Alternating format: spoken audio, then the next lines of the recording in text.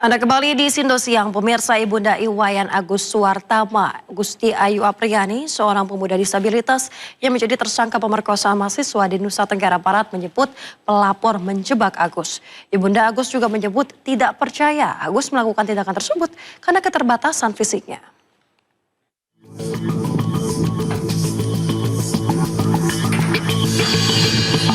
Iwayan Agus Suwartama, 21 tahun, seorang penyandang disabilitas, ditetapkan sebagai tersangka pemerkosaan terhadap dua wanita oleh Polda Nusa Tenggara Barat.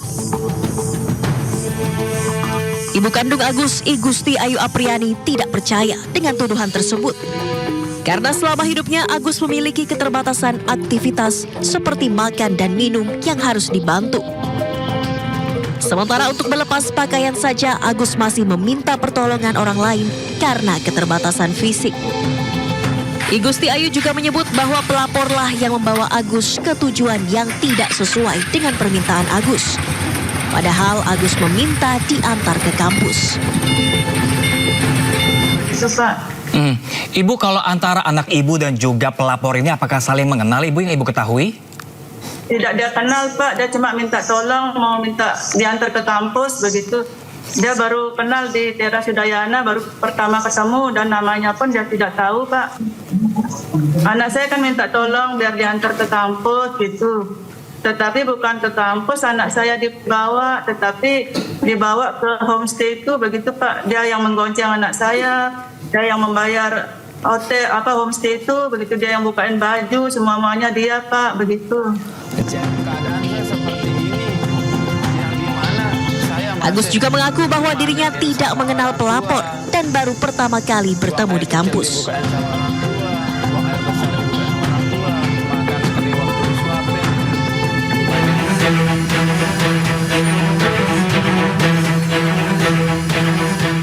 Agus mengaku hidupnya tidak sempurna.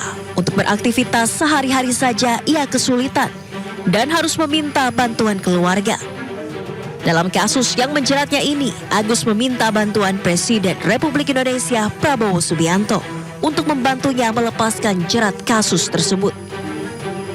Saya memperkosa, sedangkan hidup saya kayak gini, tidak bisa ngapa-ngapain, buka celana sendiri tidak bisa, buka baju tidak bisa, gitu. Pak Presiden Prabowo yang terhormat, tolong dibantu saya karena saya terus terang kaget dan tidak bisa ngapa-ngapain, ini hanya bisa diam aja, gitu.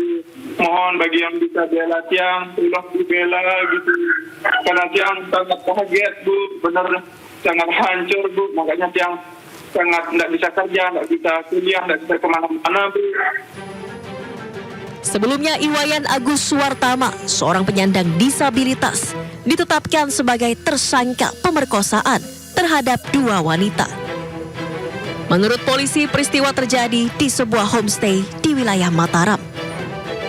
Agus yang bertemu korban di Teras Udayana mengajak korban ke lokasi kejadian, hingga akhirnya korban diperkosa.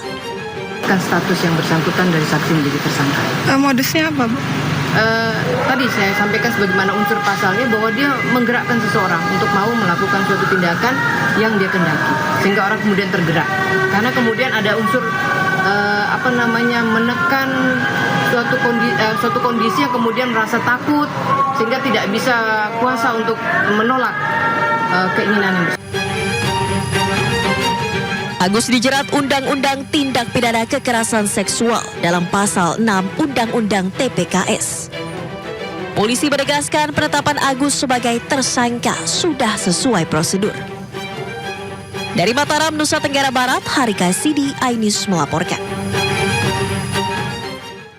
Pemirsa, kasus Iwayan Agus Suwartama, pemuda penyandang disabilitas yang menjadi tersangka pemerkosaan terhadap dua wanita oleh Polda NTB, viral di media sosial.